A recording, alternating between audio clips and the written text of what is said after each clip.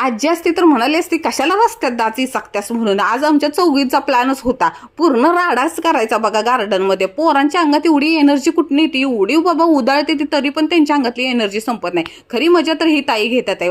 म्हातारपणाच्या शेवटपर्यंत मस्ती करायची सोडत नाही. अहो इकडे स्वीटी पण ह्यांना बघून हसायला लागली, काय येडेचाळी करतात म्हणून. नंदन तर असं गरा भाऊजला फिरवलं, लँडिंगच्या डायरेक्ट तिची अमेरिकेतच जाऊन बसली.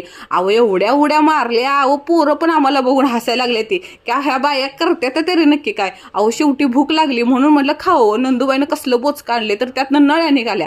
अहो गावाला नव्हतं का, गावच्या शाळेत मधल्या सुट्टीत अशा बाहेर त्या आजीबाई बसायच्या नळ्या घेऊन, ते पाची बोटात अडकवायच्या ना, अख्ख्या वरांड्याभर खात फिरायचं. आईच्या गावालाच गेल्यासारखं वाटायला लागलं. मी काय चान्स सोडला, दाबून नळ्या हाणल्या बघा.